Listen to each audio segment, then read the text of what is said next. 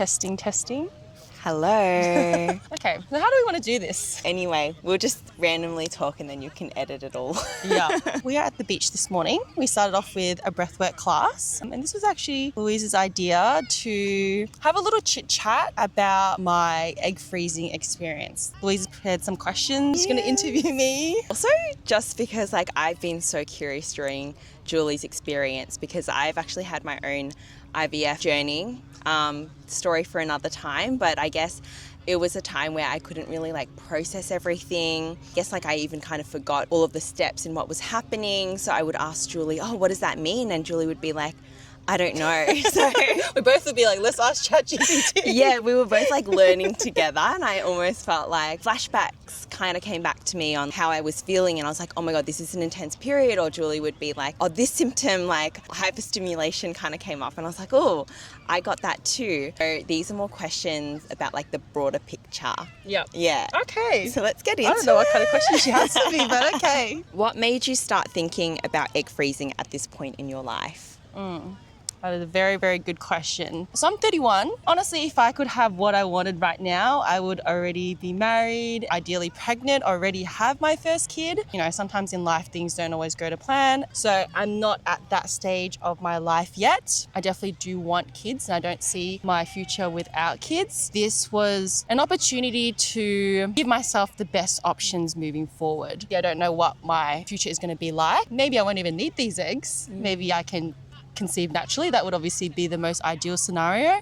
Even if I was further down the line for my second child or third child and I was struggling to conceive, I have more options available. So I just wanted to keep my options open. That was one thing. And the second thing, I've been feeling a lot of anxiety about dating. I don't know, anyone who is dating in 2025, 2026, this era now of how difficult it is. And I think finding the right partner is so important. I don't want to rush that. I was putting a lot of pressure on myself to find the right person, but also getting very disappointed when I just wasn't meeting that person too. Maybe I wanted something to sort of address the anxiety and give me a bit of peace of mind so I can take my time in finding the right partner instead of just rushing into something because I'm trying to chase after my timeline. Yeah. That makes so much sense. Yeah. It's like an accumulation of parts of your life where things just weren't working out. It became a bit stressful, but you still know that bigger picture of what you wanted at the end, which was having a family and having kids also. Yeah. Do you still kind of have an idea of how many kids you'd want? I want minimum 2. Just because I grew up with a sister, we're very, very close. And I just can't imagine what my life would be like without my sister. And I obviously hope that my kids would have that same close bond. Yeah, I think it's just more fun having more kids in the house. Love it. I know you kind of talked to me briefly around how no one really you knew kind of was going through this process, so you weren't sure if it was right for you. It was just a lot of uncertainty in that area. Was there a time where it shifted from maybe someday to, okay, I'm doing this? I was thinking about it for a while. I think for me, a lot of my friends are in long-term relationships, already married, or either trying for kids or have kids already, that none of them were in the same boat as me. I almost felt like if I were to go ahead and do something like this, that it's very out of the ordinary or taboo. It just didn't seem normal because that's not what everyone else was doing, and that's not the path that everyone else was on. Last year, I bumped into a friend that I hadn't seen in 10 years. The first conversation that I ended up having with her, we ended up talking about this, and she told me that she got her eggs frozen. For me, that was this is the confirmation that I need to go ahead. She told me about her experience, and I think because it was someone that I knew personally, this is the reassurance I need. Encouraged me to just take the leap of faith because it just normalized it. People in different situations do decide to go ahead with this process. Yeah. So that gives a really good idea, I feel of your mindset prior. So now I want to ask you some questions about during the process. Okay. And I want to ask you what surprised you most about the whole process. Oh. I don't know. Not going to think about this. I think there was a lot of things that I did expect because my friend told me about the process and, the mood swings, you have a lot of hormones, you experience bloating, stuff like that. So that I was expecting. And then the first week, I didn't feel any of that. And I was like, oh, 1, is this not working? Or two, am I just not going to get any symptoms? So maybe I'm just really lucky. Then after the week, I started experiencing really intense symptoms, really bad cramping, really bad abdominal pain. That actually ended up me going to the hospital, the emergency. 7 days ago was actually when we last caught up. It was the night also that Julie went to the ER. That morning, Julie, I picked her up. She's like, feeling so good. Like, yes, has a sty on her eye and a pimple, which she says that she never ever gets. Those are the only symptoms. This is sounding really good. I think in the back of my mind though, I think I was often checking up on you and asking you like how you are, because I think when I reflected back on my experience, I also kind of had that like easy flow, and then there were just times where I just had unexplainable things happening to me, like mood swings, or like I would just crash out, or like so much fatigue. I wasn't someone who related it to medicine and stuff. I was like, oh, I'm like tough, like I don't get affected and things like that. But because it is a lot for your system, I think like Julie convinced me enough to be like, yeah, I think she'd be fine. Like it was like 3-4 days out. I was like, you should be feeling something, but if you're not, you're gonna be good.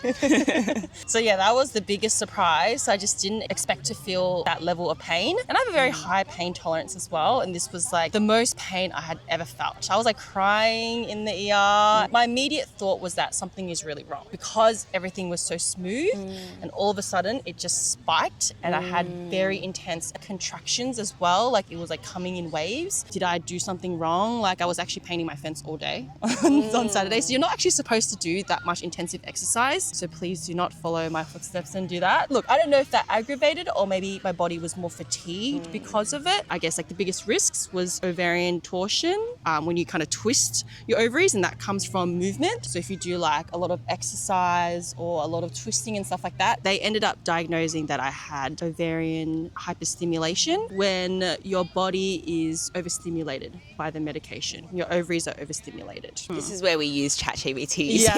Yes. This is all we kind of get to. Yeah.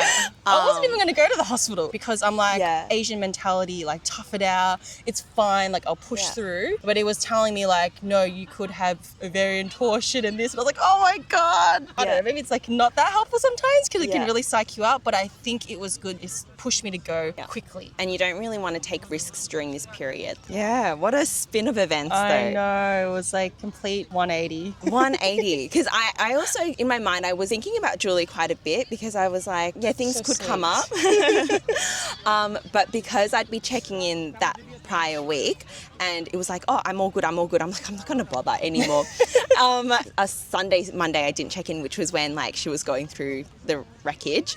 And then Tuesday I did. And then she told me all of this and I was like, wait, what? Like, where did all of this come from? And she was getting surgery the next day. So yeah, it just happens all so fast. It really did. Yeah. Let's talk a little bit about like the actual day. Yeah. Leading up to my surgery, I was experiencing a lot of abdominal pain, a lot of cramping. So honestly, by surgery day, I was like, get me in there, get these eggs out. Didn't want to feel this fullness anymore. I wasn't feeling too nervous. Hospital and everyone there, the staff, they were so nice.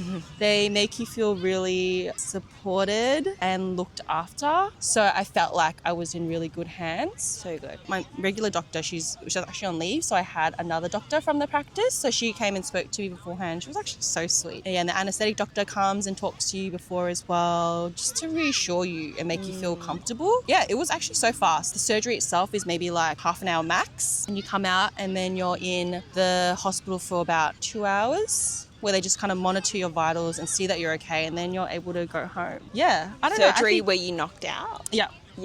So you get put under. So overall, you would say like a successful and good experience? Yeah. Okay. Surgery went well. And that takes us to, so that was Wednesday. The couple days after, how are you feeling? I would say a little bit of cramping in the first 2 nights. They prescribed me with more stronger painkillers, so I would take that, and that helped. The most annoying part has been my sleep. I'm going to blame it on the anaesthetic because I don't know where else it's coming from. I couldn't sleep till 3 or 4 in the morning, and my mind just felt so wired. It could be the painkillers too, something with the meds. Just felt so switched on that I just couldn't sleep and so restless. Honestly, until now, like I'm still struggling to sleep. The sleep quality has been really bad. That's what I'm currently struggling with. It's a bit difficult because when you're recovering from surgery, the most important thing is getting enough sleep and getting quality sleep. I don't feel like I'm getting that, but I'm going to go back to work on Tuesday and it needs to be fixed by Tuesday. Yeah. Going back, we actually just realised you didn't talk about like your numbers. Oh, yes. What was the goal, or like in your mind, what would you have been happy with? And then, what did you end up with? Well, in terms of like a good number, the doctor said around 20 is a good number. I honestly didn't even know what 20 meant, to be honest, or like what 20 gives you. I never really asked, but I think obviously it would depend on your own goals as well, of how many kids you want to. Anyway, that number was just floating in my head. So I was like, oh, okay, like around 20, that would be great. On my surgery day, after I came out, they actually wrote, it's not on my hand anymore, they actually wrote the number on my hand and it had 20 cute. with a smiley face.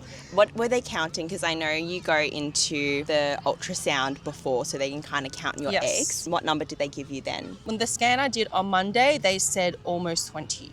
Oh, so they did kind of estimate that. The few days before, on the Friday, I had about 16 they were counting. Wow. And then on the day of the surgery, they collected 20. And then the next day afterwards, the scientist, she referred to herself as the scientist. She's like, hi, I'm the scientist from this clinic.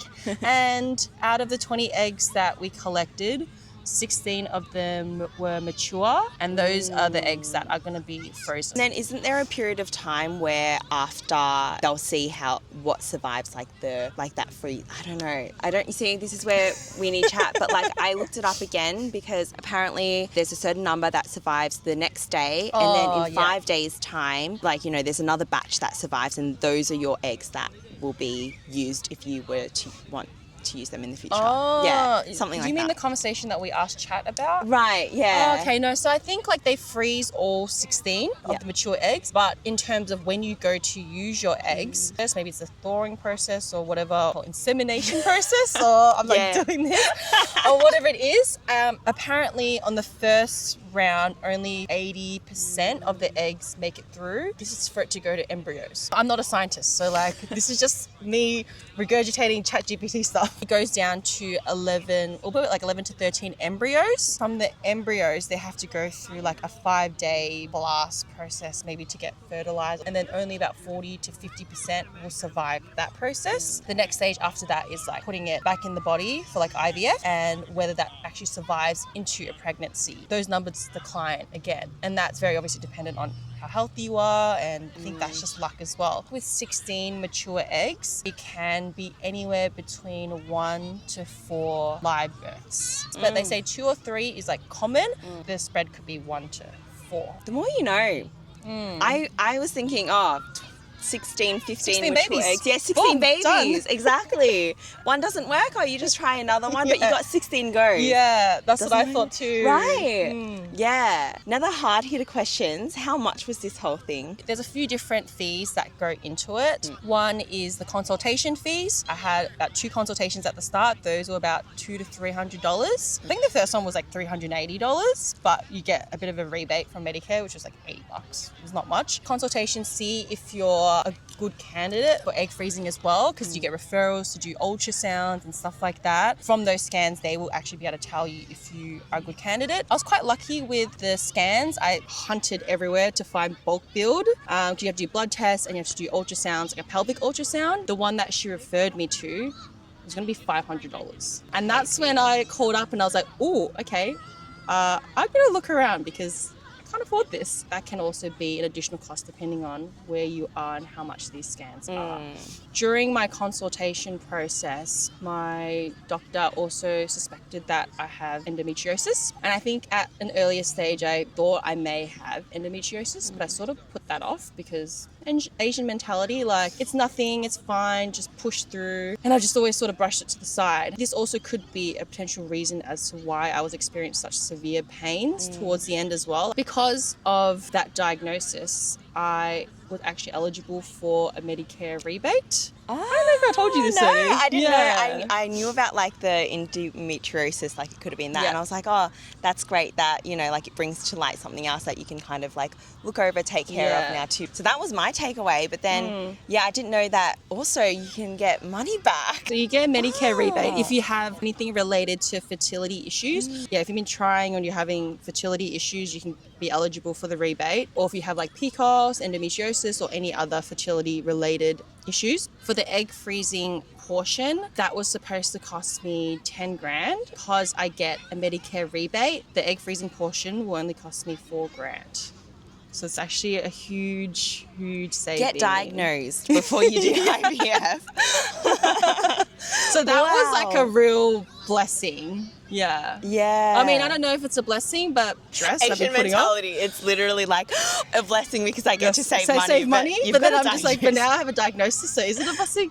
Yeah. And on top of that, you got to pay your hospital fees. So that was 2 grand for the hospital fees and $500 for the anesthetic. The medications as well that you have to pay for. I actually thought they were going to be really expensive. I only paid like $92 for my medications. For everything? Yeah. Oh. Literally prepared to pay like some crazy amount. But I did look on the box of like that main injection that I did. Yeah. And it said like $30, but it said like full cost $650. So I don't know if something gets subsidized by the government. I guess depending on where you are, like medications could be a different price. In total, around 7 grand for everything. If it was full price, then 13, 14 grand. Yeah. There you go. It is a lot. Like that's it's- why everyone gets a little bit nervous as well, Yeah. right? Say you are not very successful the first round. Do you know if the costs would be the same if you wanted to try again? If you do your second round, it is a little bit cheaper. It's not like that much cheaper though. It is a bit cheaper. Yeah, you still have to pay your hospital fees and stuff like that. The only other thing is that if you have hospital cover and you have to be covered for, it's like pre-elective fertility something, but there is a specific thing that you have to be covered for that in order to be eligible under hospital cover. So you can't have regular hospital cover, you have to have usually the highest level. It's either 2 months or 12-month waiting period, but for 2 months it has to be no pre-existing conditions. Your hospital fee would actually be completely covered. You would actually save 2.5 grand. Now, would you do this process again? Oh my God, no. But I think because I'm quite happy with the number of eggs that I got, and thinking about having to go through the process again and what my body had to go through. I think it really depends. If I didn't get enough eggs, I think I would be a bit torn. I think in terms of numbers wise, I feel like it's enough. And is that more so because of the experience that you went through? Like in the ER and all of that, the pain? Yeah. Now, it does actually make me really scared for pregnancy too, because I'm like, what if I experience those pains again? Which is why I'm really going to look into my endometriosis now and see what I can do to get on top of that. Because if my childbirth is going to be anything like what I was experiencing, or probably worse, I'm really scared. What would you say to someone your age who's thinking about it but feels unsure? I guess number one, like, what are you scared of? Is it the pain? Is it judgment from other people by going through something like this? Or is it the cost? Like, what is like sort of holding you back? Figuring out what that is first. And then I think just sort of evaluating what you really want out of life. Like, if you really, really want to have kids, if money is the issue, like what price would you put on having kids? I think about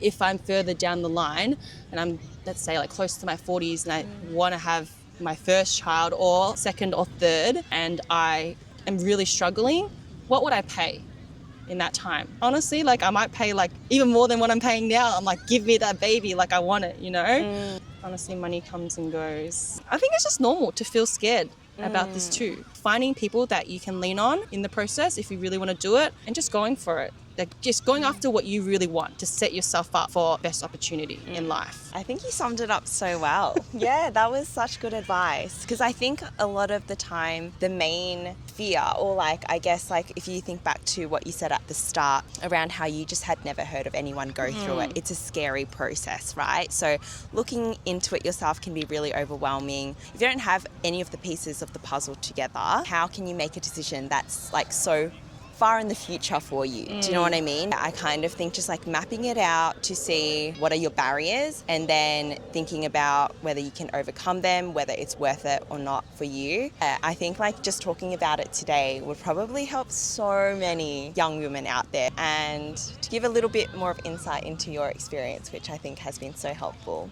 I didn't realize when I started this journey that egg freezing is actually the same process as IVF at the start. We have been saying IVF. I initially thought that egg freezing was one thing and IVF was a separate thing. For egg freezing, it is the first half of the IVF journey. When you get to the stage of where the eggs are like collected, normally for IVF, that's when they like, fertilize it and then put it back into you, and then you end up trying to conceive. But with this, you collect the eggs and they just get frozen. But the first half of the journey is actually the same as IVF, and I didn't know that. And I think that's why I felt like egg freezing was more taboo, because I was like, oh, like this is a whole separate thing and this is not normal. But in my head, I always thought, oh yeah, IVF, like if you can't get pregnant, like so normal to do IVF, and it was very spoken about. Yes. So I think that's why I was like, IVF is normal, egg freezing, ooh, okay, weird, taboo. But I think when I found out that it's actually the first half of IVF, I don't know, maybe the idea for me, IVF is not that taboo.